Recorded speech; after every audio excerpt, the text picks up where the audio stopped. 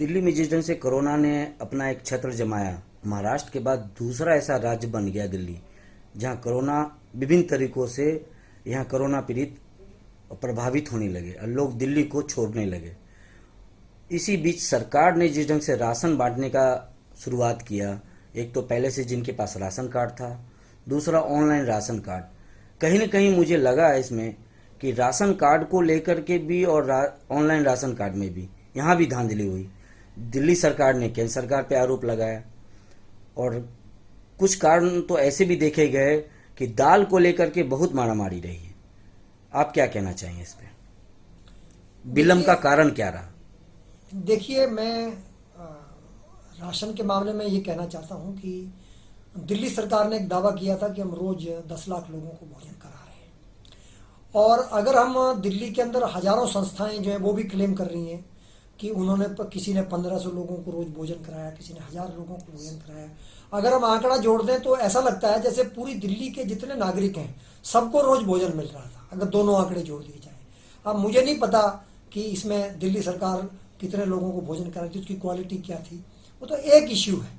लेकिन जो दूसरा सबसे गंभीर इश्यू था वो ये था कि भारत सरकार ने दिल्ली सरकार को 5 किलो गेहूं अथवा चावल और 1 किलो शुरू में चना दाल, बाद में अलग अलग दालें जो हैं वो देने का काम किया। और क्योंकि लॉकडाउन मार्च में प्रारंभ हुआ था तो अप्रैल के पहले ही हफ्ते में भारत सरकार ने नेफेड को आदेश दिया था कि वो दिल्ली को दाल दे, और पहले हफ्ते में लगभग 8-10 तारीख के आसपास अप्रैल में जो है ये दाल दिल्ली में सप्लाई कर दी गई थी। लेकिन दिल्ली सरकार ने इसको होल्ड कर लिया और इसको बांटना प्रारंभ नहीं किया, और जाकर मई के आखिरी हफ्ते में जाकर जो है वो अप्रैल की हिस्से की दाल भी और देनी प्रारंभ करी। मई के हिस्से की दाल तो जाकर जो है जून में देनी प्रारंभ करी। इसके कारण कहीं ना कहीं जो ये राशन जो रोक कर रखा, इसके कारण एक दबाव बना दिल्ली में लोगों के कारण। आपने देखा होगा कि बहुत लोग भूखमरी के डर से दिल्ली से पलायन कर जी। और मजे की बात यह है कि दिल्ली सरकार ने दिल्ली के अंदर जो है वो 2016 के अंदर जो है, जो 2013 में 35 लाख राशन कार्ड होल्डर थे दिल्ली के अंदर, तो मुझे नहीं पता कि दिल्ली सरकार ने किस अधिकार के साथ किस तरह ये सब किया, लेकिन 2016 मार्च में ये राशन कार्ड मात्र 19 लाख रह गए। तो कहीं ना कहीं 16 लाख राशन कार्ड जो है वो दिल्ली सरकार ने जो है समाप्त कर दिए। और आपको ये भी हैरानगी होगी कि 2016 से लेकर अब तक दिल्ली में या तो राशन कार्ड जो अप्लाई किए गए हैं वो पेंडिंग पड़े हैं, या बच्चों के नाम ऐड होने हैं वो भी आज तक ऐड नहीं हुए हैं। लोग राशन के दफ्तरों के चक्कर काटते रहते हैं, वो ऐड नहीं हुए। इसके कारण भी एक जो 35 लाख राशन कार्ड होल्डर को सुविधा मिलनी थी वो कहीं ना कहीं 19 लाख तक पहुंची। मुझे ये नहीं पता उन 19 लाख के अंदर भी जो है वो 10 से 12 लाख लोग तो दिल्ली से प्लान कर गए।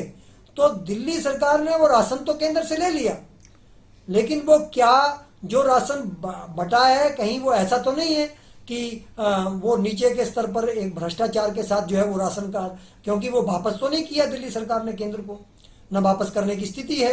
तो उस राशन का क्या हिसाब हुआ, वो लोगों को मिला कि नहीं मिला? जो अप्रैल का राशन बता रहे हैं मई में दिया, मई में वो मई वाला दिया या अप्रैल वाला दिया, या वो दाल कहाँ गई, किस प्रकार उसका क्या हिसाब किताब है, ये सब जांच के विषय हैं। लेकिन मुझे ये लगता है कि दिल्ली सरकार दिल्ली में चाहे वो भोजन उपलब्ध कराना हो, चाहे वो भोजन की क्वालिटी हो, चाहे वो अस्थाई राशन कार्ड जो बनाने की उन्होंने बात करी थी, तो रोहिणी सेक्टर 16 में रहने वाले को नरेला डिस्ट्रीब्यूशन सेंटर दे दिया, सेक्टर 6 में रहने वाले को जो है वो सराय रुल्ला दे दिया, सराय रुल्ला वाले को जो है वो सराय काले खान दे दिया। तो ये सब स्तर पर जो बहुत सारी गड़बड़ियां हुई उसके कारण कहीं ना कहीं दिल्ली के लोगों को बहुत तकलीफ हुई। चाहे वो भोजन उपलब्ध कराने की बात हो, चाहे वो राशन किट उपलब्ध कराने की बात हो, चाहे वो राशन देने की बात हो, दिल्ली सरकार हर स्तर पर असफल रही। और अपने इस असफलता को छुपाने के लिए एक आधी बार उन्होंने ये कोशिश करी कि वो नेफेड के ऊपर और केंद्र सरकार के ऊपर जो है वो आरोप लगे, लेकिन नेफेड ने जब इनको दाल दी थी तो सैंपलिंग सामने करा कर दी थी। दोनों के पास वो सैंपल मौजूद हैं, आज तक वो सैंपल जो है डिस्क्लोज नहीं किए गए। अगर उसकी जांच की जाए और वो सैंपल्स को डिस्क्लोज किया जाएगा तो वहां भी दिल्ली सरकार की जो हेराफेरी और चोरी पकड़ी जाएगी। मुझे लगता है कि दिल्ली सरकार को ईमानदारी से काम करना चाहिए था, जिसमें वो पूरी तरह विफल रही। और जैसा मैंने कहा चाहे वो कोरोना संक्रमित मरीज हों, उनका इलाज करने की बात हो, चाहे उनके टेस्ट करने की बात हो, चाहे उनको जो है सुविधाएं देने की बात हो, चाहे जो मेडिकल डॉक्टर्स हैं, कोरोना वॉरियर्स जिनको हमने कहा, उनको सुविधाएं देने की बात हो, चाहे हॉस्पिटलों में सुविधाएं देने की बात हो, चाहे राशन या भोजन देने की बात हो, हर स्तर पर दिल्ली सरकार विफल रही।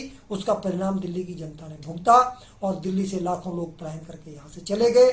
आज जिस तरह से कोरोना लगातार बढ़ रहा है, उसका भी एक डर बना है और जो बचे कुचे लोग हैं वो भी कहीं ना कहीं गांव भागना चाहते हैं, लेकिन क्योंकि जिन राज्यों में वो जाते हैं वहां पर उनको 14-14 दिन के इसी दिन क्वारंटाइन होना पड़ता है, इस डर से लोग नहीं जा रहे हैं, वरना लोग यहाँ रहना नहीं चाहते। दिल्ली की आज की वस्तुस्थिति ये है और मैं गृह मंत्री जी का धन्यवाद करूंगा कि उनके हस्तक्षेप के बाद लगातार स्थिति में सुधार आ रहा है और मुझे उम्मीद है कि जिस प्रकार अमित शाह जी के नेतृत्व में ये जो कोरोना की सुविधाओं का विस्तार हुआ है और टेस्टिंग का विस्तार हुआ है और दिल्ली सरकार जो है जब से केंद्र से दिल्ली सरकार ने आग्रह किया उसके बाद लगातार स्थिति में सुधार आ रहा है। मैं उम्मीद करता हूं कि केजरीवाल साहब ने जिस सोच के साथ गृह मंत्री जी के से आग्रह किया दिल्ली में हस्तक्षेप करने का, तो वो केंद्र सरकार का आने वाले समय में भी उनकी संवैधानिक संस्थाओं पर सवाल उठाने के बजाय उन संवैधानिक संस्थाओं से साथ मिलकर काम करने का जो है वो काम करेंगे।